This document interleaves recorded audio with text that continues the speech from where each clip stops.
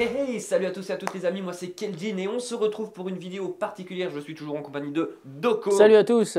Et on va faire, eh bien tout simplement, un jeu de pronostics Mon Dieu. et de prévisions sur les Oscars 2018 qui vont avoir lieu Dimanche soir. dimanche soir. Là on est samedi quand on enregistre la vidéo, donc c'est tout proche. On va faire un petit peu le tri de toutes les catégories. Alors certaines ne vont pas être vues tout simplement parce qu'on n'a pas vu du tout les films. C'est le cas pour toutes les catégories de court-métrage et la catégorie documentaire et film étranger. On n'a pas du tout vu les films.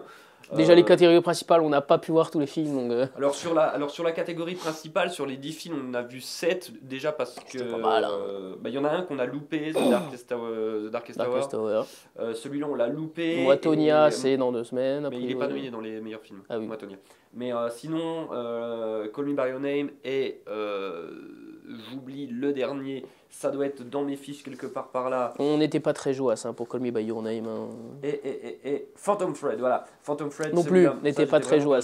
Donc voilà, il y en a 3 qu'on a zappé, mais a priori pas forcément les favoris dans la majorité des catégories. Donc c'est pas ultra grave, on a vu quand même pas mal de choses et on va... De toute façon, quand on n'aura pas tout vu, on le dira tout simplement et les pronostics s'en ressentiront. Mais voilà, donc pour chaque catégorie, ce qu'on va faire, évidemment, c'est tout d'abord vous donner notre avis, notre prévision à nous, notre favori à nous. Notre favori, voilà, vraiment. Si c'était nous qui votions à l'Académie, à qui on donnerait?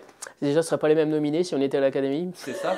Mais, et ensuite, eh bien, de façon un peu plus pragmatique, eh bien, on vous dévoilera quelles sont nos prévisions, tout simplement. En toute logique, en considérant les cérémonies qu'il y a eu avant, les Golden Globes et BAFTA, en jugeant un minimum de ce qu'il y a déjà eu aux Oscars les années d'avant, tu peux dégager une certaine logique. Voilà, c'est ça. Sachant que les Golden Globes ont déjà eu lieu il y a un mois et quelques, si je dis pas de bêtises. Les BAFTA, c'était il n'y a pas si longtemps que ça non plus. Chaque année, c'est des antichambres des Oscars, ça permet de dégager, même si les BAFTA, on est quand même des catégories qui n'existent pas aux Oscars. On voit les tendances dominantes, quoi. Voilà, on voit quand même, une fois qu'on a vu les Golden Globes et les BAFTA, on voit les tendances dominantes, les tendances voilà, dominantes et qui vont permettre assez facilement pour la majorité, on va dire, hein, des oui, il y aura toujours une ou deux surprises qu'on n'a pas vu venir, mais en vrai, il y a quand même une logique. Pour les grosses catégories, c'est souvent... Bon, c'est souvent un peu joué d'avance. Alors, on va commencer tout de suite on va pas commencer par les plus grosses catégories tout de suite, sinon les gens vont... Tu veux garder le climax de l'émission pour la fin de l'émission? Tout à fait. On va commencer par le meilleur scénario original, puisque aux Oscars, il y a deux catégories. Il y a et original et adapté. Donc, on va commencer par meilleur scénario original. Donc, son nominé cette année, The Big Sick, qui est un film qu'on n'a pas vu, mais parce que je ne savais même pas d'où ça sort. Voilà. Il y a Get Out, qui est sorti l'année dernière, film d'horreur de Jordan Peele. Lady Bird, qu'on a vu il n'y a pas longtemps. La forme de l'eau de Guillermo del Toro. Et Three Billboards, les panneaux de la vengeance. Les panneaux de la vengeance. Alors, qu'est-ce qu'on pourrait dire là-dessus? Alors, je vais commencer. Sur les 5 qu'on a dit, je pense, moi, mon préféré sur les 5 scénarios des originaux, en ne considérant pas The Big Sick, puisque je ne l'ai pas vu, donc du coup, je ne pourrais pas juger, mais en tout cas, sur les 4 autres que j'ai vus, mon préféré de loin, c'est Get Out, qui est vraiment un film qui non seulement a le mérite d'être un premier film, c'est vraiment le premier film de Jordan Peele, et qui nous emmène, qui a à la fois un propos intelligent, mais qui n'oublie jamais son genre, son style, tout en proposant quelque chose d'assez frais et de super bien ficelé, d'ultra viscéral. Et pour moi, c'est vraiment le scénario le plus intéressant sur les films là qui sont en compétition. Mais je pense, au vu de ce qui a été donné, que l'Académie le donnera à Three Billboards, les panneaux de la vengeance. Je pense aussi. Parce que la forme de l'eau, c'est un peu trop simpliste, on va dire, mais c'est pas simple, mais bon, je veux dire, c'est classique. En réalité, c'est ce qu'on disait, c'est que finalement, La Forme de l'eau a un très bon scénario, mais en fait, il est simple et c'est la mise en scène de Guillermo del Toro, tout ce qu'il construit autour, qui va sublimer cette histoire qui est au demeurant assez simple. Pas simpliste, elle est simple, c'est une histoire simple, mais elle est efficace, mais c'est vraiment la mise en scène de Guillermo del Toro qui autour va construire le vivant de son scénario. C'est ça qui le rend fort, qui le rend beau, sublime, ouais, qui le transcende. Qui sublime le scénario, mais le scénario en lui-même, finalement, est assez simple. Et Lady Bird, c'est un peu trop convenu, c'est du passage à l'âge adulte, à découvrir la sexualité. Ça a été revu et ça n'a jamais vraiment eu de grosses récompenses dans ce genre-là. En tout cas, cette année, au vu de ce qu'il y a... Et au vu des récompenses qu'il y a eu avant, surtout. Voilà, clairement. Moi, mon préféré, ça reste Get Out. Clairement, de loin. Moi, j'ai pas vu. Mais oui, parce que toi, les films d'horreur... Ouais, non, mais même à ce moment-là, je l'avais pas vu. Mais bon, tu devrais.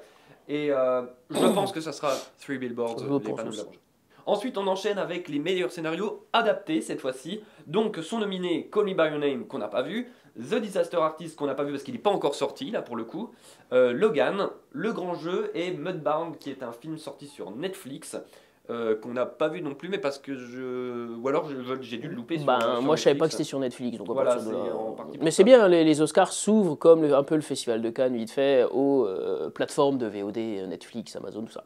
Donc là, du coup, on va être un peu moins exhaustif dans le sens où on n'a pas vu Call Me By Your Name, on n'a pas vu The Disaster Artist, c'est vraiment parce que il n'est pas sorti. Donc, puis The Disaster Artist, il pourrait gagner parce que c'est un peu, ça caresse un peu Hollywood dans le sens du poil, mais avec les récentes affaires autour de James Franco, est-ce qu'il sépare James Franco du reste du film? C'est vrai que le film était beaucoup nominé aux Golden Globes. D'ailleurs, James Franco a eu un Golden Globes du meilleur acteur dans un film comique, dans une comédie ou une comédie musicale. Et aux Oscars, les Oscars ayant donné leur nomination un petit peu après et que ça s'est déroulé justement après l'affaire. Les Oscars, c'était limite il y a genre 2-3 semaines en fait, les nominations. Quoi. Ouais, les nominations finales. Pas tellement longtemps que ça. Quoi. Ouais, 3 semaines, 1 mois maxi. Mais c'est vrai que juste après les Golden Globes, il y a eu cette affaire sur James Franco et du coup, aux Oscars, il y a eu une disparition totale de Disaster Artist à part dans le meilleur scénario adapté puisque James Franco par exemple n'apparaît pas du tout dans les meilleurs acteurs qui pourraient être nominés.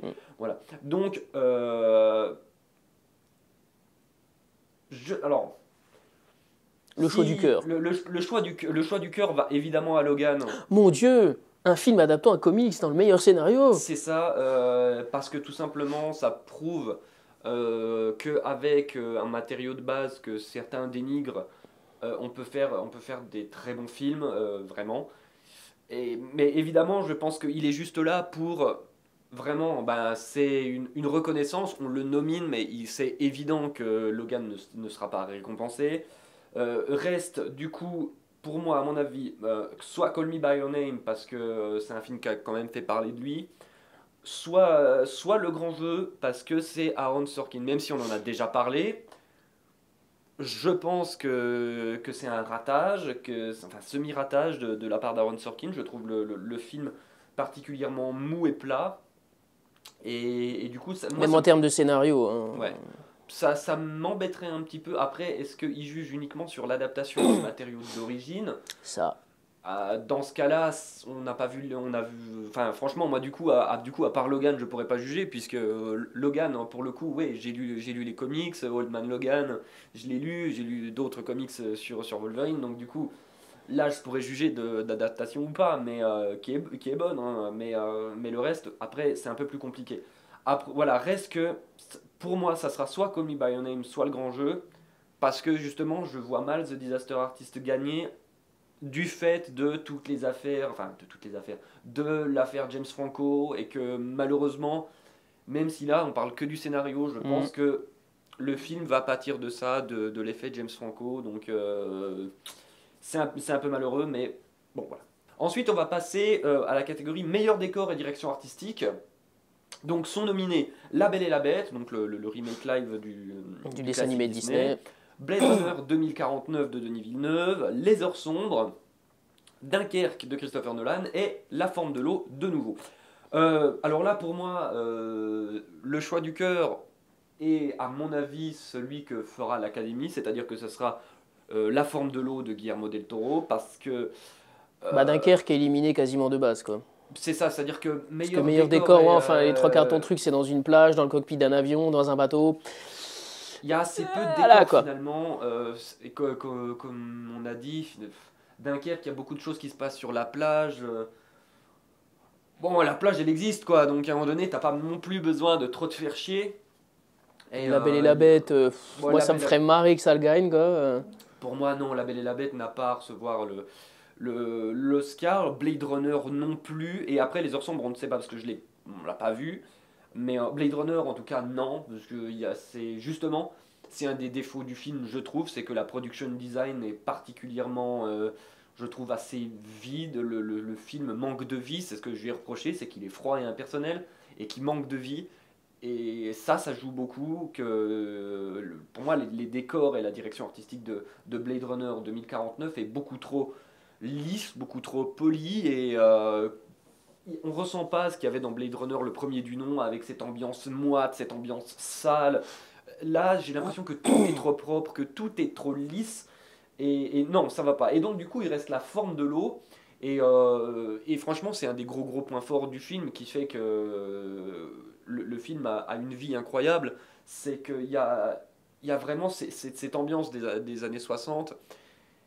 Et tous les décors sont très différents. Autant le laboratoire dans lequel il y a la créature, mais il y a aussi l'appartement et de Elisa et de son voisin qui sont différents. Et puis il y a le cinéma en bas. Donc bref, il y a Mm. vraiment, ça regorge de vie, de décors différents, une vraie production design. Quand on voit notamment les croquis, les choses de pré-prod de la forme de l'eau, voilà, c'est vraiment quelque chose de très riche. C'est mon coup de cœur et je pense que ça sera le choix de l'académie, très franchement. Je sais pas ce que tu as à redire Si, si, particulièrement, mais pareil. Pareil. voilà, là je pense c'est ça fait partie des quelques trucs où il n'y a pas trop d'hésitation. Je pense que voilà, la forme de l'eau évidemment. La catégorie suivante, celle des meilleurs costumes. En nominé, nous avons de nouveau la Belle et la Bête, donc remake Disney de son propre dessin animé. Nous avons Les Heures Sombres, The Phantom Thread, donc ça c'est le Paul Thomas Anderson avec Daniel Day-Lewis en acteur principal qui raconte l'idylle d'un couturier avec Voilà. une nana qui sort un peu de n'importe où pour lui faire porter ses robes. La Forme de l'eau, de nouveau Guillermo del Toro. Et nous avons Confident Royal, ou alors Paula et Abdul, il me semble, c'est ça le titre. Je sais plus Mais bon, le voilà. titre original. Mais C'est du Confident coup, Royal en français, voilà. mais le titre original, je sais plus. Et du coup, en termes de meilleurs costumes, il n'y a pas En fait, beaucoup de ça solutions à dépend ce de comment on niveau-là. l'entend. Parce que si on l'entend purement costume, de tout ce qui est, pour moi, la forme de l'eau devrait gagner. Dans le, Serait-ce à cause de la créature amphibienne qui est Parce que vachement la bien créature faite? amphibienne est un costume. Bon, il y a en partie du maquillage, mais on sait très bien que Guillermo del Toro veut un costume parce qu'il veut que, ben, il voulait pas, par exemple, de motion capture. Il voulait vraiment que la créature soit sur le set. Et qui dit la créature sur le set dit en partie maquillage évidemment, mais en partie costume. Et Bah, je trouve alors, que ça devait coûter moins cher, quoi. et puis non, mais c'est surtout aussi qu'il voulait le Ouais, faire lui, il en veut de vrai. l'organique, du palpable. Il voulait de l'organique. Donc si on prend juste ça, ça devrait être la forme de l'eau. Le problème, c'est que on n'en sait rien et a priori, non, ça serait pour les costumes dans l'ensemble. Et à ce moment-là, si on regarde un petit peu ce qui s'est fait au BAFTA, et je sais plus si au Golden Globes il y a les Il me costumes semble pas jeunes. qu'il y ait les Voilà, mais costumes. au BAFTA, c'est Phantom Thread qui a gagné parce que, ben, tout simplement, les costumes, là on est De dans la un haute univers de la haute couture. couture. Et donc voilà, il a fallu reproduire plein de robes, enfin, même pas reproduire, faire de l'original. Et donc du coup, parce que c'est vrai qu'il y a Confident Royal qui a dû reproduire, mais peut-être que l'Académie sera plus sensible à de la création pure, dans le sens où Phantom Thread va être dans de la création pure avec plein de robes qui sont originales, plutôt que de la reproduction historique, Mm. on va dire purement et simplement. Donc c'est pour ça que je pense que Phantom Thread a plus de chances de gagner que les autres, même si pour moi la forme de l'eau, si on le prend au sens strict, mériterait de gagner, ne serait-ce que pour le costume de l'amphibie. Mais Le problème, c'est On sait pas par quel bout ils vont le prendre, donc voilà. il y a une petite incertitude. Voilà, donc, il y a une petite incertitude, ce qui nous emmène en fait à la catégorie suivante, et c'est cette catégorie-là qui, je pense, fait Un peu polémique, enfin, qui est un peu incompréhensible, incompréhensible quand on la regarde, c'est le meilleur maquillage et coiffure. avec seulement Il y a trois toujours nominés. que trois nominés qui sont dans cette catégorie-là. Je comprends pas pourquoi. Or Tous que les autres des sont fois, à il y en a 5. 5, 10 pour les meilleurs films. Mais celle-là, Là, il n'y a non, que celle-là où 3. il y en a 3. Et c'est là que ça va être super bizarre, c'est-à-dire que les films nominés sont Les Heures Sombres, Donc, maquillage de Gary Oldman Voilà. pour ressembler à Winston Churchill. Confident Royal, Parce que les coiffures, on imagine. alors pas compris, parce que bon, on n'a pas vu le film, mais j'avais vu la bande-annonce plusieurs fois quand j'étais allé voir des films au ciné. Bon, bah voilà, tu dis, bon, c'est un film historique, mais bon, voilà quoi, meilleur maquillage et coiffure, ils leur ont mis un peu de fond de teint, et puis bon, ils les ont coiffés. Bah, voilà, il y Ils a ont rien mis de 2-3 ouf, quoi. bigoudis et voilà. Et Wonder, un film qui parle d'un jeune garçon qui en fait a entre guillemets un handicap physique. Bah, il y a une Quel- malformation voilà, du une visage, il y a eu malformation des opérations de du visage, chirurgie, il y a mais eu bon, plein c'est de- pas. Et du coup, même après toutes ces opérations, bon, ça ressemble toujours pas tu vois bien, il y a encore des grosses cicatrices, il a le nez un petit peu aplati, Mm. etc. Donc il y a une prothèse sur le jeune acteur. Donc, ce qui nous permet de vous recommander 2 films, parce que Wonder, c'est par le réalisateur Du Monde de du Monde de Charlie, qui est très très bien. Voilà, moi, j'ai Et pas eu le temps de avec le voir, en fait. en jeune acteur, le jeune acteur qui a été révélé par Room. Voilà, Et Room, c'est excellent, vachement bien. Voilà. Et du coup, il n'y a que cela. Et tu dis, mais où sont passés les Gardiens de la Galaxie volume 2? Où est passé Star Wars? Enfin, pour moi, c'est incompréhensible parce que déjà, où est passée la forme de l'eau? Parce que si la forme de l'eau, vous ne comptez pas le costume de l'amphibien comme un costume et voilà, comme costume, alors dans ce cas, ça devrait être dans le maquillage. Mais sauf que ça n'y est pas. Donc du coup, c'est incompréhensible. Tu dis, bah, s'il y a bien quelque chose qui devrait être dans maquillage et coiffure, si tu ne comptes pas l'amphibie dans les costumes, ça serait la forme de l'eau déjà, de un. Ensuite, tu dis, bah, je suis désolé, mais Star Wars et Gardien de donc la les Gardiens Galaxie. de la Galaxie, et en plus les Gardiens de la Galaxie, s'ils étaient nominés pour moi, seraient limite ceux qui le mériteraient le plus. Là, il y a énormément de personnages qui sont blindés de maquillage et des trucs de fou. On a Yondu, on a Gamora, on a Mantis, Il y a on Nebula. a Nebula, il y a Drax. il y a Drax. Je veux dire, Il y a tous les Kurt personnages, Russell. même Kurt Russell au début, parce ils l'ont grimé pour paraître beaucoup plus jeune dans la séquence du début. Donc il y a beaucoup de choses. Les coiffures, on pourrait en parler aussi. Donc à un moment donné, tu dis, il y a plein de choses dans les Gardiens de la Galaxie et c'est pas nominé. Et à la place, on a des trucs genre Confident Royal, enfin les 3 films qui sont nominés, tu fais. Bah ouais, mais bon, bon, je vois pas trop où vous voulez en venir. Peut-être Donc, qu'ils auraient nominé Kevin Spacey s'il n'avait pas eu. oui, par exemple. Mais donc là, il est évident que c'est les Heures Sombres qui vont gagner parce que vu comme ils ont grimé Gary Oldman. Mais là, c'est vraiment le choix du dépit parce que les 3 films, limite, tu te demandes, mais qu'est-ce qu'ils foutent là, quoi? Enfin, c'est vraiment là, pour le coup, maquillage et coiffure, on est un petit peu. Circonspect. Voilà. On enchaîne avec la catégorie suivante, la meilleure photographie ou best cinématographie en VO. Sont nominés Blade Runner 2049, Les Heures Sombres, nous avons encore Dunkerque, Mudbound ou La Forme de l'eau. Alors ça, pour le coup, c'est quelque chose qui est assez difficile à prévoir. Parce qu'en VF on dit photographie, mais en VO cinématographie c'est vraiment aussi la lumière, C'est le cadre, cadre, c'est le le cadre, la machin. lumière, en gros, c'est les chefs-op, quoi. Et Là on est un peu indécis. on est un peu indécis parce que au niveau des BAFTA, alors les Golden Globes, je crois pas qu'il y ait meilleure photographie. Non, je crois pas. Et BAFTA, il y avait. Au BAFTA, c'est Blade Runner qui a gagné. Ça se comprend.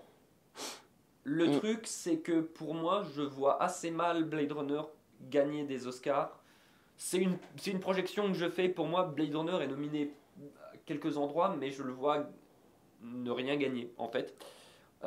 Mais s'il y a quelque chose qui peut gagner, pour le coup, c'est la meilleure photographie, parce que même moi qui n'aime pas le film, et je l'ai déjà dit, il y a quelque chose qu'on peut absolument pas lui ôter, c'est sa lumière. Et c'est vrai que Dickens a fait un travail de ouf sur le film, et c'est ce qui sauve en fait le film. Mais le problème, c'est que il n'y a que ça qui reste. C'est ce que j'avais dit du film. Blade Runner, c'est un super emballage, c'est très joli, mais derrière, c'est le vide, c'est le creux astral. Et du coup, s'il y a bien quelque chose sur lequel on peut pas, on peut pas taper dessus dans Blade Runner, c'est vraiment la photographie. Et s'il y a quelque chose que Blade Runner peut emporter pour les Oscars, bah, ça va être ça, c'est la meilleure photographie. Après, bon, alors Mudbound et Les Heures Sombres, comme dit, on va pas en parler puisque on peut assez mal en parler puisque on n'a pas trop vu les films, mais alors La Forme de l'eau, même si c'est un favori, Moi, je vois pas je gagner. le Hein, vois la forme de l'eau, la meilleure photo. la meilleure photo, je pense pas. Alors on va pas se le cacher, c'est très beau, hein, mais à côté, c'est vrai qu'en truc purement technique, il y a et Dunkerque et Blade Runner. Moi, j'hésite entre Dunkerque et Blade Runner. J'aimerais que Dunkerque gagne, mais je pense que les Oscars sont pas à l'abri de nous. Blade Runner. Quoi. Ouais, je pense, Pour moi, ça va jouer entre ces deux-là. ouais, je pense que c'est entre Dunkerque et Blade Runner. Si je devais choisir, évidemment, je choisirais Dunkerque, moi, parce que c'est un Parce film que que j'aime beaucoup. moi, j'aime moins parce que je suis pas rentré dedans, mais il y a vraiment un truc que je peux pas enlever à Dunkerque, c'est vraiment la photographie. Toujours, j'étais là, putain, les images. Encore que pourtant, c'est tourné en pellicule et tout, mais j'étais là. Mais Ouf, alors, quoi. puis il y a des passages en IMAX qui sont complètement dingues. Et non, c'est vraiment très très beau. Il y a toujours un travail sur la lumière, enfin, et le cadre. Bon, pour moi, je préférais Dunkerque que Blade Runner, tout dans le simple fait que bah, Dunkerque pour moi est un vrai bon film, alors que Blade Runner, c'est vraiment une coquille vide. Donc voilà. Ensuite, on enchaîne avec le meilleur montage. Alors cette fois-ci, sont nominés Baby Driver de Edgar Wright, Dunkerque, toujours, Aitonia, qu'on n'a pas vu parce qu'il n'est pas encore sorti pour le coup. Du coup, c'est le seul qu'on n'a pas vu, du coup. Bah dans celui-là, oui. La Forme de l'eau et Three Billboards. Alors Three Billboards, ça je comprends pas trop parce que le meilleur montage, bon, c'est comme dit, c'est un montage assez standard, assez Oui, puis classique. ça reste linéaire comme film, il n'y a pas vraiment de Voilà. jeu par rapport au montage. Pour moi, il y a deux films. Alors du coup, Aitonia, je ne sais pas. Il y a une réserve pour Il y a une Aitonia, réserve pour Aitonia parce qu'on ne l'a pas vu, donc on pourra pas juger. la forme de l'eau, je pense pas, parce que le montage Non, n'est pas un de montage est ses assez- atouts principaux. C'est ça. Donc reste soit Dunkerque. Dunkerque, pourquoi? Parce que tout simplement sa construction narrative, son montage narratif fait que c'est quelque chose de très intéressant et surtout Bah, ça permet de garder l'attention tout le temps. et En changeant de son point de vue. montage veut dire quelque chose, c'est-à-dire Mm. que ben, de toute façon c'est une marque de fabrique de Nolan d'avoir voilà, des narrations éclatées comme ça, un montage qui n'est pas linéaire, mais à chaque fois, enfin, dans tous ses films où il l'utilise, c'est-à-dire la grande majorité de ses films, ça veut dire quelque chose, c'est toujours attention, ce qu'on vous montre, c'est par rapport à il y a un point de vue, et donc vous ne voyez jamais l'intégralité de ce qu'on vous montre, et dans Dunkerque, c'est vraiment ça poussé au paroxysme, quoi. C'est Et puis le vraiment, montage de la fin est super efficace. voilà. Il y a soit Dunkerque, soit derrière, évidemment, Baby Driver de Edgar Wright. Tout simplement parce que le Bah, montage, c'est aussi une des grandes forces parce que de du toute façon, film. le film est pensé autour de la musique et après tout le reste du film s'articule autour de ça et par rapport à ça. Donc forcément, le montage a dû faire en sorte qu'ils reprennent le rythme de la musique. Voilà. Donc le montage il y a un gros travail dessus, quoi. a été pensé en amont. Mais plus le film avance, il y a un peu moins de musique, mais le montage reste efficace, reste percutant. Et le film garde toujours de sa force évocatrice, et en partie grâce au montage qui est toujours efficace, et que Edgar Wright sait exactement quoi montrer. C'est ce que je disais quand j'en parlais dans le top, puis même sur le vlog de Baby Driver, c'est que à aucun moment il y a une scène, il y a une image superflue, c'est-à-dire que Edgar Wright est toujours dans l'efficacité, et ça vient aussi du montage. Donc, mais le problème avec Baby Driver, c'est que va c'est un Moi, je film le qui vois est pas. assez peu nominé. Moi l'Académie des Oscars, je les vois cyniques sur le coup. Je fais, allez, gamin. Hein. Moi, je vois plutôt Dunkerque gagner, quoi. Pour le coup, j'ai peur qu'en effet ce soit Dunkerque qui gagne, mais quand même, je ne mettrai pas toutes mes billes sur Dunkerque parce que Baby Driver a clairement des forces à défendre.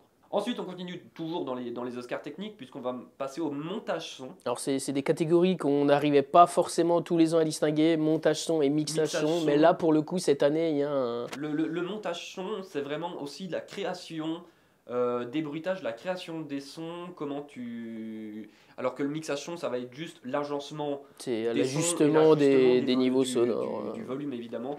Bah, mixage son, c'était plus clair pour nous Mm. de savoir ce que c'était. Montage son, mais c'est vrai que meilleur montage son et bruitage. Alors là, du coup, ça parle Ouais, plus. voilà, là, Mais c'est vrai que bon, l'intitulé est pas forcément, les intitulés sont pas forcément très clairs. Bon, bref, sont nominés Baby Driver, Blade Runner 2049, Dunkerque, La Forme de l'eau et Star Wars épisode 8, Les Derniers Jedi.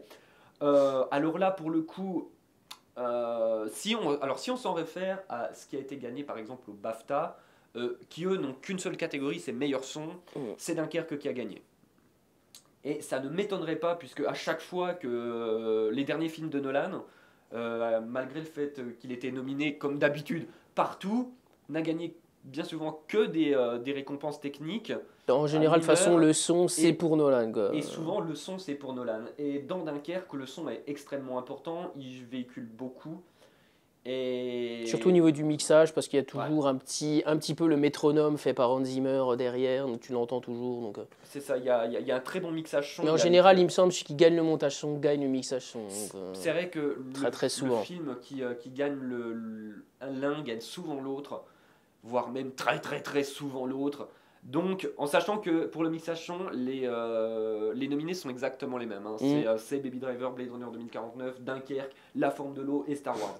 Donc, au niveau de ce qui est proposé là, je pense que, de nouveau, comme pour le montage, soit Dunkerque, soit Baby Driver, pour moi, sont ceux qui le méritent le plus. Mais là, pour le coup, attention à Blade Runner qui pourrait venir jouer les troubles faits, même si, pour le coup, comme je l'ai dit, je le vois pas du tout repartir avec ça, parce que Blade Runner et Dunkerque ont un petit peu la même approche du son.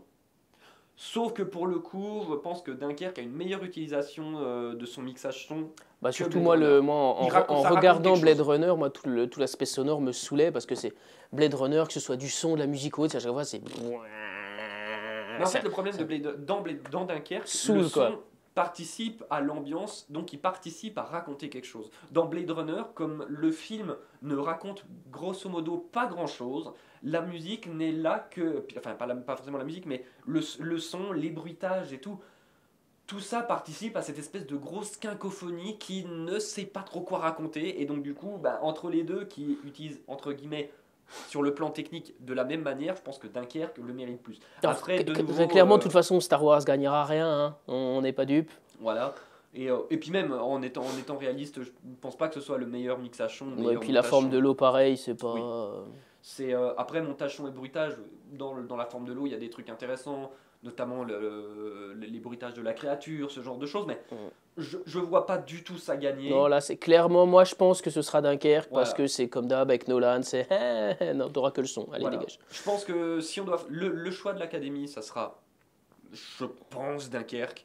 Après, moi, mon chouchou, ça reste quand même Baby Driver, mais pour ceux qui ont regardé mon top de l'année, ils savent que Baby Driver, c'était mon film Après, préféré ça l'année peut être dernière. l'année du sel où tous les trucs pseudo-techniques ou autres, ça va être gagné par Blade Runner, on sera là. Ouais, ça me fait chier un peu quand même. Et on termine donc cette catégorie technique des Oscars avec les meilleurs effets spéciaux. Donc, Effets sont nominés, spéciaux, effets visuels, tout voilà, ça. l'ensemble quoi. Blade Runner 2049, Les Gardiens de la Galaxie Volume 2, cette fois-ci qui sont présents, Kong Skull Island, Star Wars épisode 8 Les Derniers Jedi et La Planète des Singes, le troisième Suprématie. voilà. Ou War of the Planet War of of the the Planet Apes. of the Apes, dans sa version originale.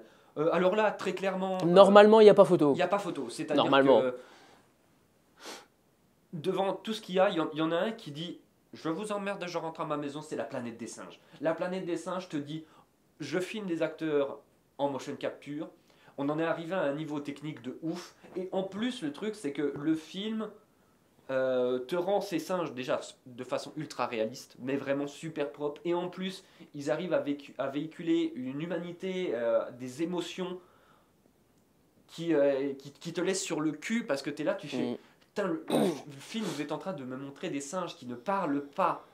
Et c'est pas genre, tu m'as mis des vrais singes. Et j'essaye de. Non, là on est vraiment sur des acteurs qui jouent des singes, qui essayent d'être humains. Et c'est ça qui est ouf. Et le film est à ce niveau-là, est tellement ouf. Et globalement, La Planète des Singes, de base, est un super film. Ok.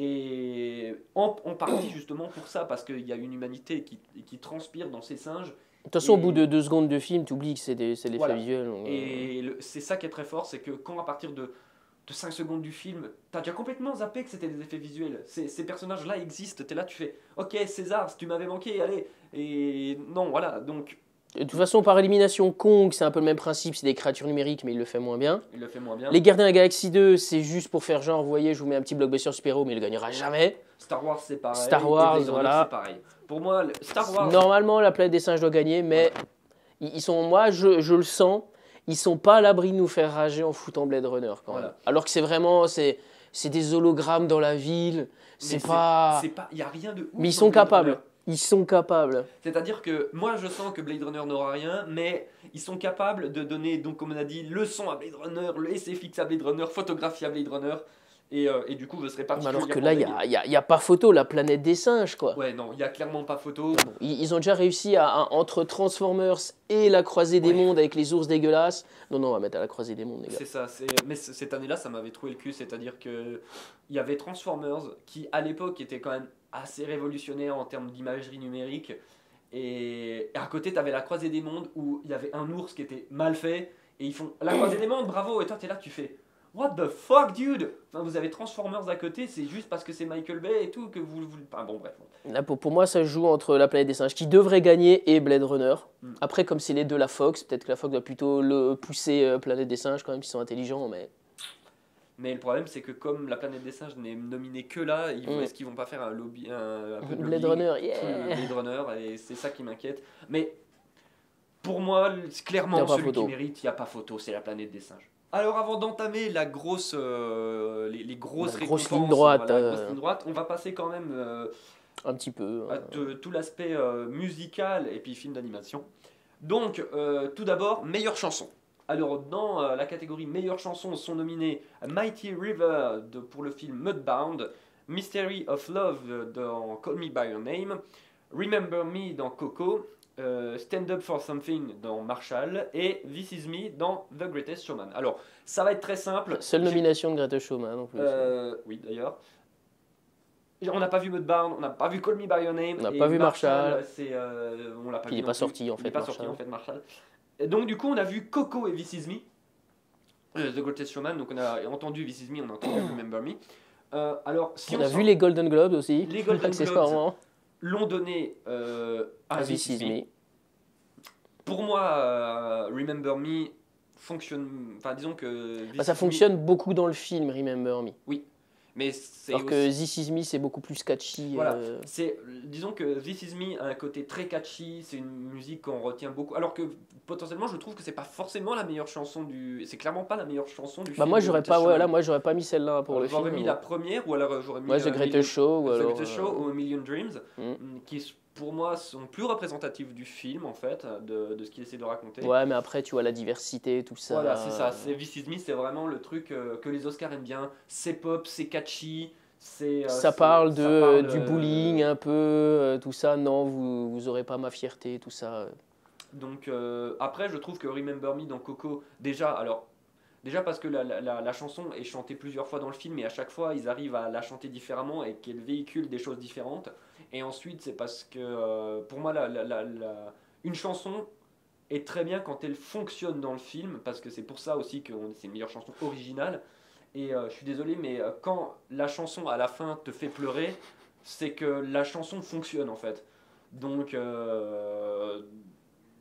non, clairement, à part quelques cyniques qui diront que ouais mais écoutez ça chante un peu faux quand même, tu fais oui mais c'est normal parce que c'est la version du film et le personnage est à moitié en train de pleurer donc c'est normal qu'il chante faux. Donc enfin sur certains moments qui chante faux, donc c'est normal. Mais pour moi Remember Me best voilà, j'ai tapé le micro, normalement je viens de déglinguer la prise. L'ingé son est mort.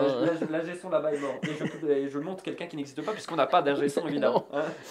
Donc voilà. Mais tout ça pour dire qu'en fait c'est This Is Me qui va gagner. Oui, parce qu'il a gagné aux Golden Globes et que généralement la chanson qui gagne aux Golden Globes gagne. Et qui vont mettre le show pendant les Oscars avec la chanson. Tout le monde va sauter dans tous les sens, ça va être génial.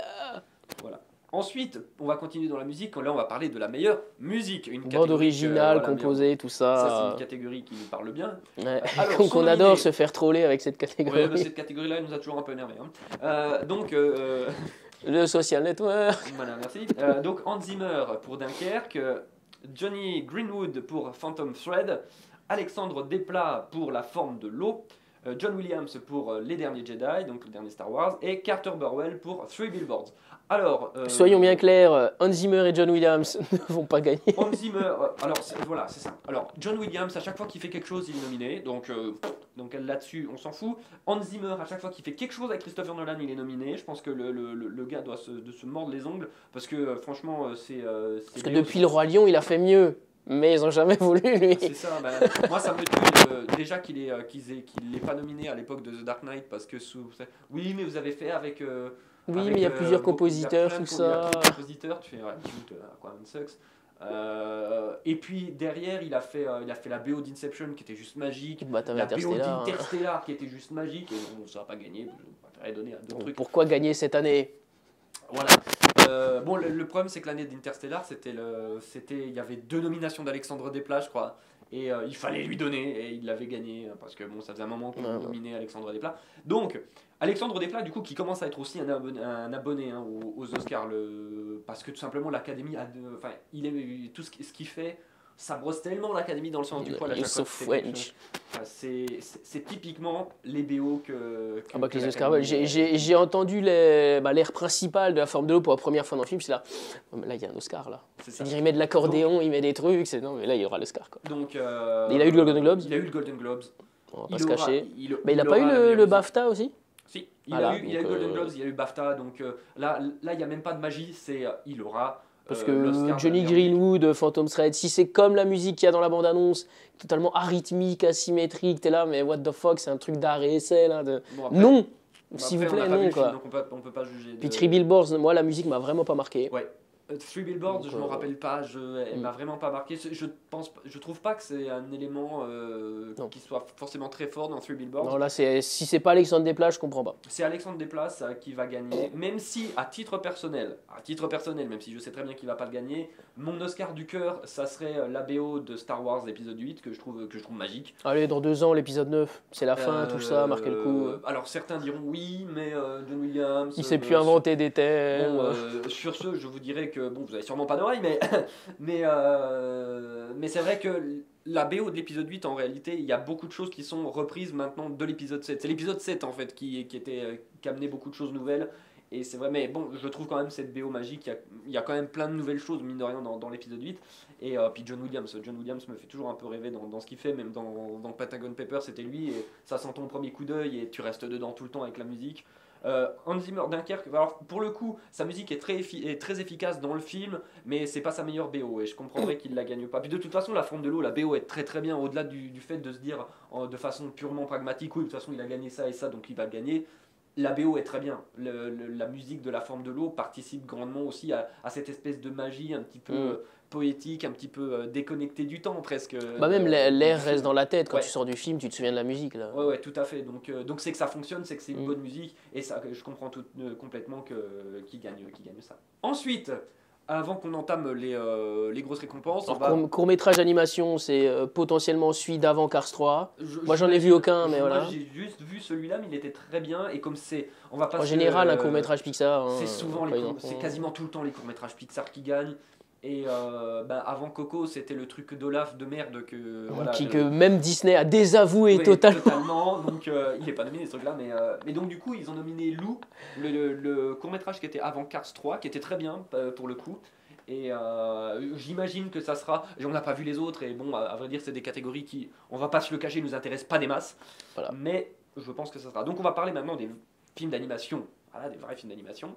Enfin, vrai film d'animation. Long métrage, c'est ça que je veux dire, c'est long métrage. La passion Van Gogh. Oui, non, mais... Donc, sont nominés Baby Boss, Parvana, une enfance en Afghanistan, Coco, Ferdinand et La Passion Van Gogh. Alors, avant d'entrer dans le vif du sujet, pour moi, de ces 5 films, il y en a 4 qui sont des films d'animation et un qui n'a rien à foutre là. C'est La Passion Van Gogh. Parce que je suis désolé, mais de la rotoscopie, mettre de la rotoscopie sur un film, ça n'en fait pas un film d'animation. La rotoscopie est un procédé d'effets visuels qui tend à recopier qui est un procédé, on va dire, qui crée de l'animation sur un film en vue réelle. Et pour moi, La Passion Van Gogh, du coup... C'est comme si tu avais fait un film et que tu avais mis un filtre par-dessus. Voilà, parce que là, tu es obligé de le penser en termes de film à la base. Voilà. Et du coup, pour moi, je comprends pas trop. La Passion Van Gogh n'est pas un film d'animation, c'est un film en prise de vue réelle qui utilise de la rotoscopie. Mais enfin... Pour moi, la rotoscopie ne rentre pas dans un film d'animation. Là, c'est juste qu'ils ont voulu étendre un peu le spectre parce que Baby Boss, c'est DreamWorks, Ferdinand, c'est Blue Sky, donc c'est la Fox, voilà. Coco, c'est Disney Pixar. Après, ils ouvrent un peu la sélection comme d'hab, sauf que là, ils n'avaient pas envie de mettre un film japonais, genre Your Name ou tout ce que vous voulez, qui sort dans ces eaux-là. Donc, du coup, ils ont mis Parvana, qui a l'air d'être une histoire sympa. Et après, ils se sont dit, ah bah, Passion Van Gogh, c'est joli, c'est du Van Gogh, tout ça. T'es là, ouais, mais c'est de la rotoscopie, mon gars. Pour moi, voilà, c'est. En plus, du coup, tu dis, bon, la rotoscopie c'est gentil, mais voilà, c'est si le film se limite à ça, on ne l'a pas vu, mais enfin, j'ai vu la bande-annonce, je fais, si le film se limite à ça, bon, j'espère que ça utilise la rotoscopie intelligemment, mais je veux dire, pourquoi un film d'animation? Enfin, je veux dire, dans ce cas-là, Scanner Darkly, c'est un film d'animation. Bah non, c'est un film en prise de vue réelle sur lequel on a calqué. C'est comme dire, bah, je prends Sin City, c'est un film d'animation. Bah non. Ouais, mais Get, on a utilisé des gros filtres qui font penser à la BD qui est en animation, enfin qui est du dessin. Tu fais, ouais, voilà, tu vas chercher loin, quoi. Bah, pour moi, c'est pareil. Bref, tout ça pour dire qu'il n'y a pas photo. Il n'y a pas photo, c'est Coco. Enfin, s'il y a des gens qui arrivent et puis qui disent oh Coco, franchement, non. De toute façon, depuis la victoire du voyage de Chihiro, c'est en 2004 ou 2003, je sais plus, depuis c'est soit un Disney, soit un Pixar. Cette année, il n'y a pas de Disney, il n'y a qu'un Pixar, et c'est un putain de Pixar. C'est ça.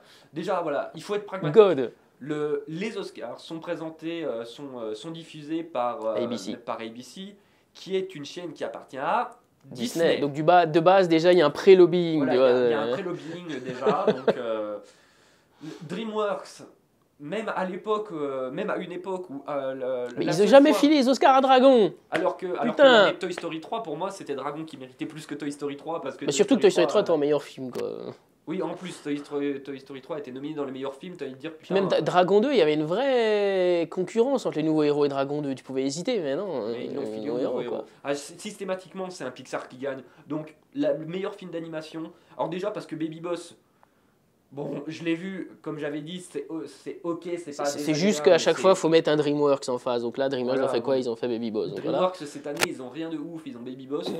Ferdinand, on n'en parlera pas, j'ai vu la bande-annonce, tu fais... ça m'a l'air d'un... Et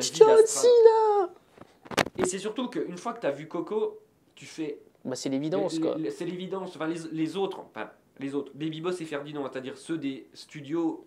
Des gros studios, on les ridicule à côté. C'est-à-dire que Baby Boss, je l'ai vu bien avant Coco, parce que Coco est sorti en fin d'année. Donc Baby Boss, du coup, ça te frappe pas. Mais quand tu vois Coco, tu fais, mais les autres, vous êtes ridicules. Enfin, en termes de qualité, de vie dans votre décor, de production design, de cadre et tout. En termes de scénar, de thématique, d'émotions suscitées par le truc. De niveau de lecture, tout ce que tu veux, quoi. Pour moi, Coco, c'est incroyable. Alors d'accord, tu peux reprocher aux Oscars du coup de toujours donner au Disney Pixar et en partie c'est vrai, mais même pour l'année où c'était Toy Story 3 où j'aurais préféré que ce soit Dragon, tu peux pas arriver et dire ouais Toy Story 3 c'était de la merde. Non, Toy Story 3 c'était génial, c'est juste que bon, pour le coup... Mais il le gagnait tout le temps, donc pour une fois que DreamWorks c'est un truc de ouf, donne-le à DreamWorks, quoi. Encouragez-les, quoi. Pour moi, Toy Story 3 était assez semblable à Toy Story 2 dans ce que ça racontait. Ça n'amenait pas d'énormes nouveautés, c'était toujours aussi solide, mais voilà, tu dis ok, c'est bien, mais Dragon, ça sort de nulle part et c'est génial. Bon. Parce qu'avant Dragon, il y avait Kung Fu Panda, mais DreamWorks revenait d'une période où ils faisaient vraiment... De la daube, on peut le dire, c'est de la grosse daube. Et donc non, pour moi, il n'y a pas photo. Meilleur film d'animation. De toute façon, les Golden Globes l'ont donné, les BAFTA, je ne sais pas s'ils le font. Je sais plus. Non, je crois pas, il n'y a pas d'animation, je crois. Mais il n'y a pas photo, il n'y a même pas besoin de débat pendant 15 minutes. C'est Coco, quoi. C'est Coco. On va pouvoir du coup y aller pour la dernière ligne droite, les grosses récompenses. On va commencer par les meilleures actrices. Dans un second rôle. Alors on va commencer par meilleure actrice dans un second rôle. Sont nominés donc Mary J. Blige pour Mudbound, donc on n'a pas vu, Allison Janney pour Aitonia qui joue la mère du personnage qui a gagné le Golden Globes, Leslie Manville pour Phantom Thread, Laurie Metcalf dans Lady Bird, qui joue la mère de Lady Bird. Et la mère de Sheldon dans Big Bang dans Big Theory. Bang Theory. Et Octavia Spencer dans La Forme de l'eau, parce que Octavia Spencer, et que quand il y a Octavia Spencer, on Tu la la nomines. nomine. Voilà. Moi, ma favorite, alors là, du coup, c'est entre c'est. guillemets compliqué parce qu'on n'a pas vu Mudbound, on n'a pas vu Aitonia, on n'a pas vu Phantom Thread. Donc on a vu Lady Bird et La Forme de l'eau. Donc Octavia Spencer, elle est gentille, mais non. Son personnage est bien, il n'y a pas de souci, il est important à l'histoire, c'est bien qu'il soit là, mais après Octavia Spencer, voilà, c'est Octavia Spencer, elle joue bien, ok, d'accord, bon. Point barre, c'est ce qu'on disait, Octavia Spencer, elle joue, elle est nominée, point barre. Je veux dire, l'année dernière, c'était déjà le cas, elle était nominée pour... C'est la nouvelle Meryl Streep, en fait. C'est pour les femmes de l'ombre, les figures de l'ombre.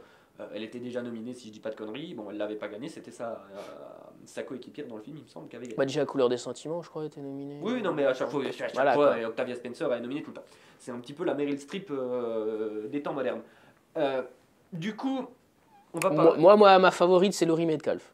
Oui, parce que finalement, on n'a pas vu grand-chose. Parce que dans Lady Bird, très clairement, elle a plein de registres différents. Elle est excellente dans tout ce qu'elle propose. Donc moi, franchement, pour ce que j'ai vu, moi, je mettrais Laurie Metcalf. Laurie Metcalf, dans Lady Bird, c'est presque le personnage le plus intéressant, le plus touchant de l'histoire, vraiment. Et ouais, son personnage, je veux dire, dans Lady Bird est une histoire assez classique dans son déroulement, finalement. Il y a assez peu de surprises, il faut se laisser... il faut se laisser porter. Quoi. Si tu te laisses pas porter par les personnages, je pense que tu rentres assez difficilement dedans. Mais si tu n'aimes pas tout ce qui est film qui parle du passage à l'âge adulte et à découvrir de la sexualité, forcément là tu vas baver. Quoi, mais le personnage qui donne vraiment une plus-value au film, c'est Laurie Metcalf avec son personnage de la maman de Lady Bird qui est vraiment... En fait, elle est excellente parce qu'elle a vraiment plein de registres et elle est d'un naturel qui force le respect. Et dans une même scène, elle va être sympa, puis désagréable, puis touchante, puis il y a passive-agressive. Il y a vraiment tout un registre qui est génial. Mais après, en étant pragmatique, on va pas se le cacher, Golden Globes, BAFTA, ils l'ont donné à Allison Janney pour Aitonia. C'est qu'à un moment donné, ça doit être bon. Donc on va pas potentiellement. On va pas se le cacher. Quand les Golden Globes et les BAFTA s'accordent sur la même chose, surtout pour les gros comme les acteurs, pour les grosses catégories. De toute façon, en général, les Oscars derrière. Il y a très peu de place aux surprises. Ça va être Allison Janney pour Aitonia. Et tout simplement parce que voilà, c'est écrit. C'est écrit. Mais gros coup de cœur pour Laurie Metcalf. On enchaîne donc avec les meilleures actrices dans un rôle principal cette fois-ci. Donc sont nominés Sally Hawkins pour La Forme de l'eau, Frances McDormand pour Three Billboards, Margot Robbie dans Aitonia, Saoirse Ronan pour Lady Bird. Il a bien prononcé. Et Meryl Streep parce qu'il faut bien nominer Meryl Streep. Voilà. Elle serait nominée pour Mamma Mia, voilà quoi. Mamma Mia, ouais, nominée Meryl Streep. Meryl Streep, elle peut jouer un personnage secondaire, elle peut faire figuration. Mais Meryl Streep, dans sa pièce d'école, elle jouait le buisson, il l'a nominée quand même. Quoi. C'est excellent, hein, enfin, franchement. Très beau buisson. Hein. Très beau buisson. Mais bon, alors, on va du coup dégager tout de suite Meryl Streep parce que Meryl Streep, c'est presque une institution. Quelque part ils s'en moquent un peu aux Oscars à chaque fois. C'est souvent quand elle est nominée, ils font une petite blague à Meryl Streep. Bon, t'es encore nominée, on va arrêter de te nominer, tu nous coûtes trop cher en petit four, ce genre de choses. De toute façon, là, très clairement, Saoirse Ronan et Meryl Streep, que ce soit dans ce film-là ou dans d'autres qu'elles ont déjà pu faire, elles restent dans un registre assez connu qui varie pas forcément dans le film en lui-même. Pour moi, Meryl Streep, elle en a déjà 5, je crois, si je dis pas de conneries. Ou 4 ou 5, je sais plus exactement, mais comme dit, c'est une institution, on la nomine. Saoirse Ronan, elle a déjà été nominée de temps en temps. Il me semble, je sais plus, non, il me semble pas qu'elle en ait gagné parce que non, elle en a pas gagné. Pour Brooklyn, mais comme dit, c'est encore pas pour maintenant. On sait que c'est une très bonne actrice et dans Lady Bird, finalement, elle fait quelque chose qu'on l'a déjà vu plus ou moins faire. Elle le fait bien, mais... Elle le fait bien, il n'y a pas de souci. Hein. Son personnage est complètement crédible et j'aime beaucoup cette actrice. Mais a priori, c'est pas encore le moment. Margot Robbie, on ne sait pas parce qu'on n'a pas vu Aitonia. Du coup, reste Sally Hawkins et Frances McDormand. Frances McDormand, on va pas se le cacher. En plus, là, pour le coup, les Golden Globes sont dans la même catégorie entre les deux parce que c'est les deux jugés comme des drames. Comme des drames. Et donc, Frances McDormand a gagné dans tous les cas. A gagné au BAFTA et elle a gagné au Golden Globes. Donc, il y a très peu de chances que là, pour le coup, ce soit Sally Hawkins. Voilà. Mais pour moi, alors pas pour toi, du coup, c'est ça qui est intéressant, c'est que j'ai préféré quelque part Sally Hawkins tout simplement parce que je préfère de loin. La forme de l'eau à Three Billboards, tout simplement parce que Three Billboards, bon, ça reste quelque chose d'assez terre à terre et c'est quelque chose d'assez d'assez rugueux. Ah, et puis bon, Sally Hawkins a cette manière de se masturber dans l'eau du bain. Non, mais en fait, justement, le fait que le personnage soit muet. Non, Sally Hawkins joue très bien. Fait qu'elle doit beaucoup plus se démerder pour transmettre. Mais elle fait passer des émotions, hein, ça c'est indéniable. Et ça c'est indéniable. Et du coup je préfère bien plus son personnage parce que je préfère bien plus le film. Oui, et puis le personnage de Frances McDormand est quand même à certains moments assez antipathique. Voilà, aussi, il y a ça, c'est que... Après, je m'intéresse à ton perso, mais des fois c'est un peu une connasse. Bon, c'est ça qui rend aussi la prestation de l'actrice très forte, hein, parce que le personnage est tantôt détestable, mais tu t'identifies quand même énormément à elle. Mais il y a quand même ce problème ça reste quand même une femme quand même pas... Bah là les deux pourraient gagner, on serait content, mais très clairement la logique voudrait que ce soit Frances McDormand, très clairement quoi. La logique... La logique voudra que quelle que soit la gagnante, elle fasse un discours sur le mouvement des femmes à Hollywood. Ah bah ça c'est avec ce qui s'est passé. C'est dans les règles, elle fait pas un discours là-dessus, non. Voilà, et on lui enlève son Oscar tout de suite. Ah non, t'as pas parlé dans ton discours 2, donc voilà. Donc next. T'étais pas là pour remercier ta maman et ton papa, puis ton producteur, on s'en fout, il dit quelque chose. Time is up là. Voilà. On enchaîne du coup ensuite avec les meilleurs acteurs. Alors on va commencer meilleur acteur dans un second rôle, on va faire dans l'ordre qu'on a fait pour les actrices. Donc sont nominés Willem Dafoe pour The Florida Project. Qui sort de nulle part, hein. Florida Project, on était là. Alors ça j'avais pas du tout entendu parler. The fuck is that dude? Woody Harrelson dans Three Billboards. Sam Rockwell également pour Three Billboards, idem, ouais. Richard Jenkins pour La Forme de l'eau, qui joue le voisin d'Eliza, et Christopher Plummer dans Tout l'argent du monde, qui joue le rôle de Kevin Spacey. Voilà, qui joue le rôle de Kevin Spacey clairement. Donc si jamais vous n'avez pas suivi, Tout l'argent du monde, c'est le film de Ridley Scott et il avait tourné avec. Mais il avait déjà quasiment tourné toutes les scènes. C'était en montage. Le film était en montage. Et à cause de l'affaire Kevin Spacey. Alors Kevin, t'as touché des petits enfants dans ton théâtre? C'est très bien ça, on va t'enlever. Du coup, ils ont refait toutes les scènes avec le personnage de Kevin Spacey, avec Christopher Plummer à la place. Christopher Plummer en plus qui était le premier choix de Ridley Scott au départ et finalement ça non, je vais mettre Kevin Spacey, je vais foutre un tas de maquillage pour qu'il fasse 40 ans plus vieux, ça va être mieux. Ouais, c'est ça. Et je pense qu'il y avait. Alors du coup, meilleur acteur dans un second rôle, du coup, je pense que cette nomination-là est un pied de nez à Kevin Spacey, je pense, en lui disant, hey, t'as vu ton rôle, allez hop. Fallait pas toucher les enfants. Et bon, sinon. Willem Dafoe. Alors, on a pas tu sors de nulle part, mec. Donc là. Là, c'est un petit peu. Mais alors, de nouveau, pareil que pour Frances McDormand, on va se le cacher. Il a gagné les Golden Globes. Il a gagné le BAFTA. C'est Sam Rockwell qui va gagner pour Three Billboards. Je suis plutôt d'accord là pour le coup. Moi aussi. Entre Woody Harrelson et Sam Rockwell, déjà, Rockwell. Sam Rockwell. Parce que Woody Harrelson est plus dans le flic sympathique, il va vers sa fin parce qu'elle a l'élément du scénario, tout ça, qu'on va pas spoiler. Mais Sam Rockwell, par contre, est beaucoup plus diversifié. Parce que d'abord, c'est un sale con, c'est un peu, t'as l'impression, il est con quoi. Il est con au point d'être limite autiste quoi. Ouais, au début, t'as l'impression que c'est un espèce de demeuré un petit peu beauf et tout. Après, tu te rends compte que c'est plus un espèce de. Il te passe plus pour un connard, un crétin, voilà vraiment. Et puis au bout d'un moment, il devient attachant. Il devient attachant et il y a toutes ces facettes du personnage. Le personnage est très riche et donc la façon dont Sam Rockwell a de capter ce personnage est très intéressant. Il a compris qu'il fallait pas aller full retard. C'est ça. Après, j'ai quand même un petit coup de cœur quand même parce que même si je pense que voilà, mon Oscar cœur va quand même pour Sam Rockwell, Richard Jenkins dans La Forme de l'eau fait un personnage qui est vraiment attachant. Qui est touchant et qui est au niveau de l'écriture du personnage qu'on voit pas si souvent que ça. Et il y a une très bonne alchimie avec Sally Hawkins dans le film. Donc son personnage est vraiment est vraiment bien écrit. Il le joue très bien et ça rend son personnage attachant et sympathique. Et donc si je devais quand même mettre un petit coup de cœur en plus de Sam Rockwell, ça serait Richard Jenkins. Mais comme dit, ça sera Sam Rockwell, puisque évidemment, là, c'est une évidence. Golden Globes plus BAFTA égale CQFD. Ensuite, on enchaîne avec les meilleurs acteurs dans un rôle principal. Donc, sont nominés Timothée Chalamet pour Call Me By Your Name, que vous avez pu voir aussi dans Lady Bird. Il y a Daniel Day-Lewis dans Phantom Thread, donc pour son dernier film. Juré, hein, promis. Hein. Ouais, à chaque fois, il dit « C'est mon dernier film !» Et puis, il y a un petit... Puis derrière, il croise les doigts. C'est mon dernier film. Ah, c'est comme Miyazaki. Ouais, c'est ça. C'est des gens qui disent... À chaque fois qu'ils font un film, ils disent « Non, c'est mon dernier. » Et puis, à chaque fois, il revient. Il y a Daniel Kaluuya pour Get Out. Nous avons Gary Oldman pour Les Heures Sombres et puis Denzel Washington pour l'affaire Roman G qu'on n'a pas vu parce qu'il n'est pas sorti. Donc de nouveau, il y a 2 films qu'on n'a pas vus, c'est Call Me By Your Name et Phantom Thread, donc on ne pourra pas trop juger de la prestation de Timothée Chalamet et de Daniel Day-Lewis. Mais alors déjà de 1, Daniel Day-Lewis il en a déjà et il en a déjà 2, donc du coup c'est un petit peu comme Meryl Streep, on les nomine mais bon...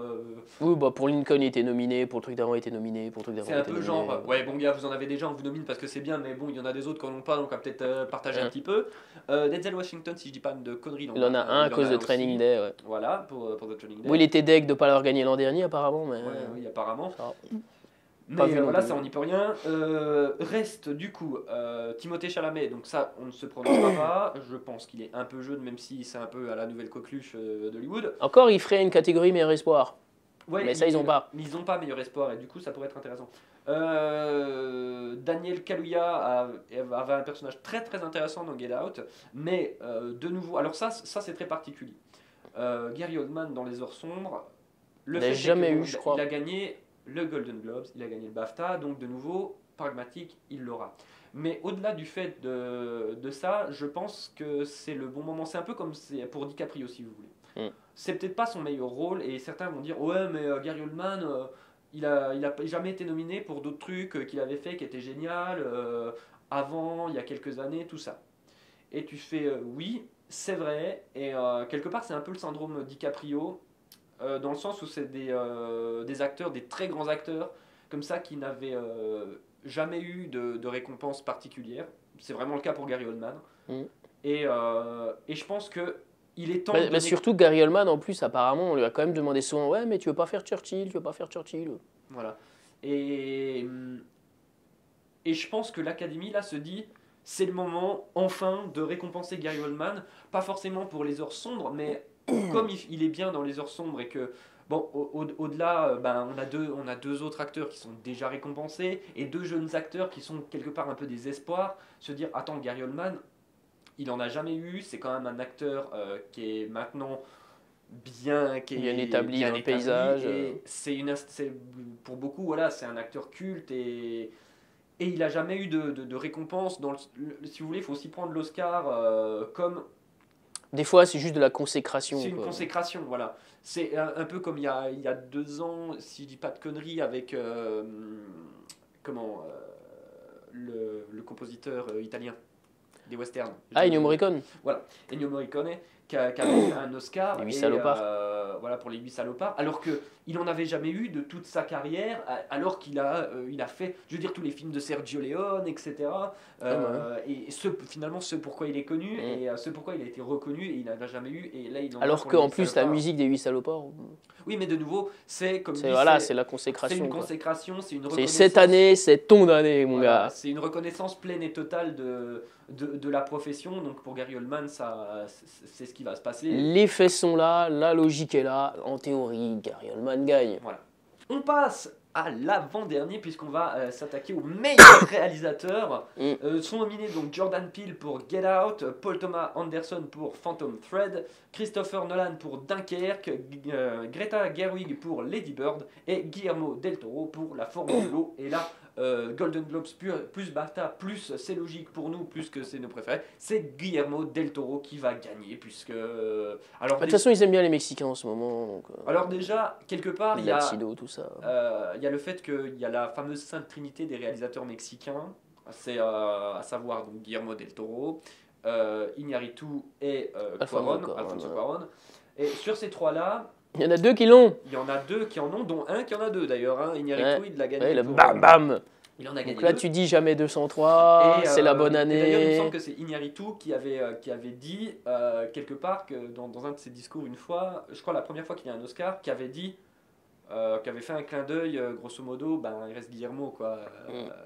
Non, mais là, qui n'a très pas. clairement, pour son film. Et son film est une réussite totale. On en a déjà parlé dans le vlog, je vais pas revenir forcément m'étaler dessus, mais ce film est clairement une merveille. C'est Guillermo del Toro dans ce qu'il fait, de mieux. Enfin, je dis ça Bah, comme mieux si- que Crimson Peak, très clairement. Voilà, mais je dis ça comme si Guillermo del Toro faisait de la merde, mais non, je dis ce qu'il fait de mieux, mais c'est toujours ce qu'il fait de mieux.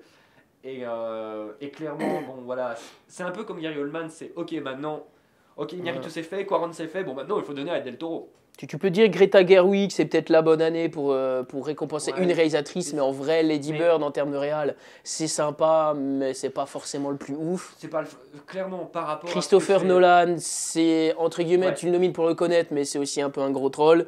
Parce que le jour où il récompense Christopher Nolan, on n'en reviendra pas, quoi. c'est ça, le jour où vraiment Nolan a une récompense, on s'appelle, on fait gars, ils viennent de donner un Attends, je Oscar crois que je vois des météores en train de pleuvoir sur le ciel. Là. c'est moi ou C'est une plaie d'Égypte là qui vient de se lancer sur nous. Quoi. ou alors on a laissé ouvrir le gaz, je sais pas, il s'est passé un truc quoi. Donc non, c'est Guillermo del Toro qui va. Paul évidemment Thomas Anderson, il me semble, quand ils en ont fait un, ils le nominent, mais il me semble pas qu'il gagne très souvent. Bah, il en a déjà, si Donc, je dis pas voilà. de conneries, Paul Thomas Anderson. Puis bon, Jordan Peele, à la rigueur, tu peux dire ouais, il a quand même fait un bon premier film, Paul tout Thomas ça. Anderson, il en a forcément pour, si je dis pas de conneries, meilleur réal pour There Will Be Blood. Oui, Normalement, oui, il il y a avait, moyen, ouais. si je dis pas de conneries, il avait gagné.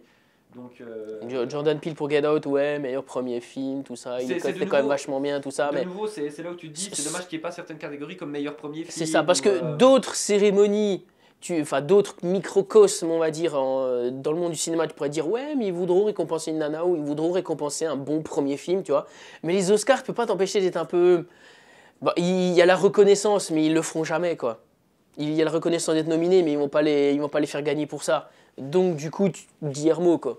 C'est quelque part après, il y a quand même de la diversité puisque Guillermo del Toro, faut pas oublier que c'est un réalisateur mexicain à la base, donc c'est quand même quelque part un peu politique puisque C'est sûr que c'est plus crédible de le récompenser là-dessus pour Pacific Rim, par exemple, quoi. Bah oui, Vis-à-vis de l'académie, parce que nous on aimerait bien aussi Pacific Rim, c'est très cool, mais oui, Pacific Rim c'est très très bien aussi et même le réalisateur le dit lui-même, c'est un des films qu'il a fait qu'il préfère. Mais c'est sûr que bon, Pacific Rim, ça plaît moins à l'académie qu'un La Forme de l'eau. Bon, on va pas se le cacher, c'est normal. Là tu le brosses un peu plus dans le sens du poil, quoi. Voilà, c'est ça. Et maintenant, bah, du coup, on va finir. On arrive à la fin, mon Dieu. Avec la dernière catégorie, le meilleur film. Donc, sont nominés Call Me By Your Name, Les Heures Sombres, Dunkerque, La Forme de l'eau, Get Out, Lady Bird, Pentagon Papers, Phantom Thread et Three Billboards. Alors déjà, c'est une catégorie un peu spéciale, c'est-à-dire que dans les années qui viennent de s'écouler, très rarement tu as eu le meilleur film et le meilleur réal pour la même chose. Pour la même chose, c'est très très rare. Je crois, le dernier c'était Iñárritu en fait. Parce qu'il a eu meilleur réal et meilleur film, je crois, pour The Revenant. Est-ce qu'il a. Non, je crois pas qu'il ait eu meilleur film, non. Non, il a pas eu Birdman non plus. Hein. Non, c'est vraiment. En fait, ça fait longtemps qu'il n'y a pas eu. The Artist, ça avait eu. Ouais. Ça avait eu meilleur film et meilleur réal. Mais je crois que c'est la dernière fois que ça s'est produit. Parce que depuis, à chaque fois, le film.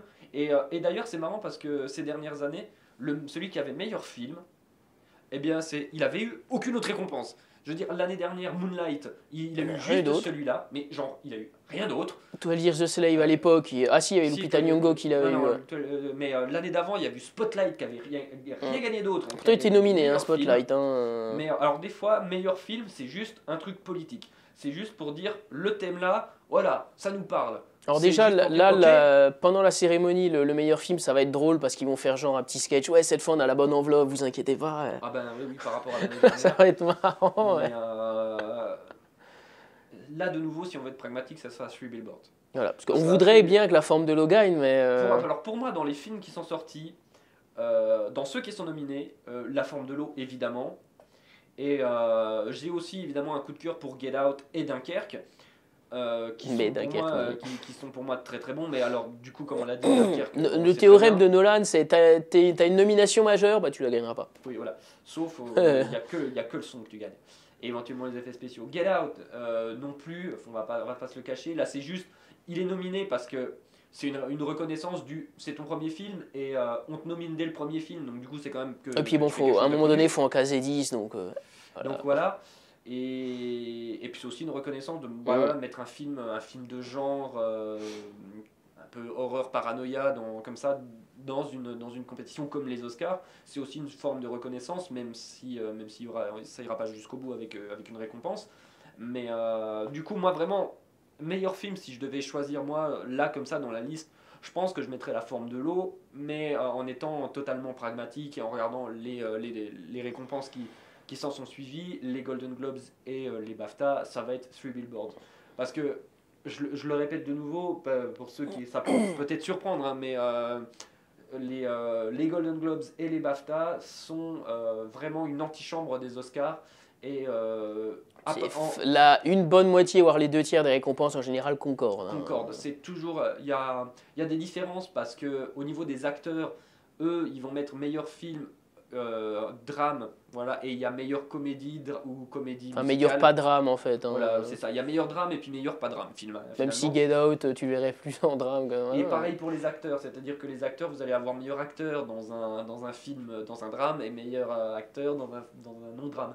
Et du coup, il faut essayer de recouper un petit peu. Mais généralement, après, quand vous recoupez ça avec les BAFTA et au niveau des nominations, généralement, vous voyez ce qui se passe. C'est Et très, là, très de rare toute qu'il y ait des façon, surprises. comme de base, La Forme de l'eau et Three Billboards étaient dans la même catégorie drame au Golden Globe et qu'à chaque fois qu'ils étaient confrontés, Three Billboards a gagné. Là, Au bout d'un moment, à part si l'Académie subitement troll, ce qui m'étonnerait, et partent sur La Forme de l'eau en meilleur film, ce qui serait pour moi complètement mérité. Hein. il témoigne une sorte d'évolution dans les raisonnements par rapport aux nominations parce qu'ils ouvrent, mais en termes de récompense, en général, ils l'accordent pas forcément. C'est vrai qu'au niveau de voilà, dans les récompenses, Après, on peut voyait trouver- tout le on monde, peut trouver ça un petit peu quelque part cynique. Ou on quoi, voyait mais, La La Land gagner l'an dernier et finalement c'est Moonlight. Mais oui, c'est vrai, mais là, cette année, après, il me semble, je sais pas si aux Golden Globes et au BAFTA, c'était La La Land qui avait gagné meilleur film. je ne peux pas te dire. Peut-être, hein. Donc après, on n'est jamais à l'abri. C'est-à-dire que pour le meilleur film, De toute façon, La La Land et Moonlight, je pense pas qu'ils étaient dans la même catégorie en fait au Golden non, Globes. bah non, non, Donc mais, voilà. mais au BAFTA, si, parce que du coup, au BAFTA, il y avait qu'une catégorie. Mais je me rappelle plus du BAFTA de l'année dernière. Et donc, moi, mon coup de cœur, ça serait La Forme de l'eau, évidemment. Mais c'est très improbable. Le pragmatisme fait qu'on va plutôt se diriger sur Three Billboards, mais avec meilleur film et l'Académie, c'est vrai que des fois il peut y avoir des surprises de dernière minute, c'est-à-dire que il faut voir les thèmes, c'est-à-dire que bon, clairement il y en a genre Phantom Thread, Dunkerque, clairement je les vois pas gagner, tu vois, typiquement. Là, en fait, The Post fait le remake de Spotlight et The Post. Voilà, The Post, Call Me By Your Name aussi pourrait totalement faire la surprise, c'est-à-dire que un film sur l'homosexualité comme ça, qui fait parler de lui, et du coup ça plaît bien à l'Académie, tout ça, et c'est un peu dans l'air du temps, et paf, il lui donne. Mais pareil pour Lady Bird, parce que c'est un film voilà, qui met vraiment l'accent sur les femmes, sur le... Mais c'est vrai que ça peut être très surprenant, la catégorie meilleur film. On peut avoir des surprises. C'est vraiment celui-là, je pense, où finalement on peut avoir le plus de surprises des fois. Mais pour le reste, non. Je pense que pour le reste, ça va se tenir à ce qu'on a vu. Ça va concorder avec Golden Globes et les BAFTA. Mais meilleur film, si on s'en voilà, si on s'en tient, voilà, merci de finir mes phrases, parce que j'ai un peu de mal. Si on s'en tient à ce qui a été vu, qu'on a une approche vraiment pragmatique du truc, ça sera Three Billboards. Mais on ne sait pas. On n'est pas à l'abri d'une surprise, mais franchement, je pense. Moi j'y crois moins. Cette année, j'y crois moins à une surprise de dernière minute en mode hey, salut, en fait, c'est Moonlight. Non, bon, Après, il faut jamais dire jamais parce que tout le monde partait. Ouais, La La Land va tout rafler, machin, La La Land. Et puis finalement, voilà. Mais finalement, si on fait une conclusion, on se rend compte que cette année, il y a quand même des choses assez séparées. C'est-à-dire qu'il ne va pas y avoir un film qui va tout rafler Et puis il y a... Non, parce que même dans les récompenses majeures, ça se divise, même si les grosses récompenses majeures, meilleur film, meilleure actrice, ça va être Three Billboards, les actrices secondaires, ça va pas être forcément les mêmes films. Voilà, Meilleur réal, normalement c'est Guillermo, même les trucs techniques, tu peux hésiter. Ouais. Qu'est-ce que Dunkerque va avoir, qu'est-ce que Blade Runner va avoir ou pas, qu'est-ce que machin. Moi je croise les doigts pour que Blade Runner n'ait rien. Parce que je supporte pas ce film. Puis bon, ça se trouve, La Passion Van Gogh va avoir l'Oscar du meilleur film d'animation. Non, ça, sinon, si c'est ça, moi je vais jusqu'à Los Angeles et puis je chie sur le tapis rouge. Je le dis tout de suite. Hein. Le temps que tu arrives, je pense qu'ils auront rangé le ouais, mais je leur dis non, mais ressortez-le, j'ai envie de faire caca là. Le vol fait 15 heures, donc j'ai pas chié depuis 3 jours. Ressortez votre tapis rouge, je pose une pêche dessus. Donc non, mais je vais écrire La Passion Van Gogh avec mon caca, vous allez voir. Bref. Faites vos pronostics aussi, laissez-nous dans les commentaires, dites-nous voilà. N'hésitez pas à me dire ce que vous en pensez. Peut-être qu'on dit du caca, insultez-nous dans les commentaires. Non, restez polis quand même, non, n'insultez personne.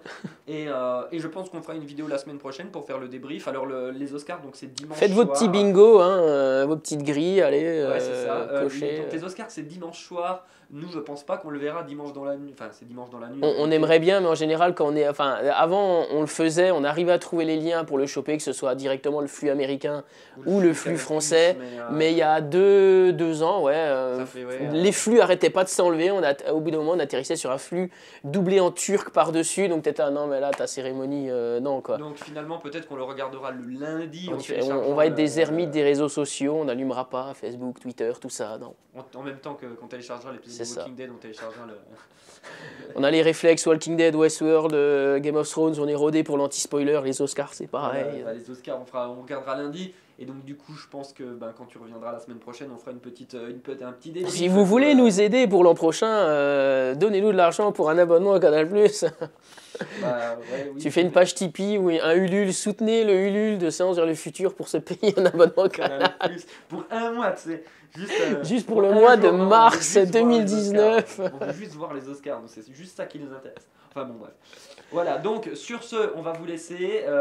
On vous dit à bientôt, portez-vous bien. Et voilà.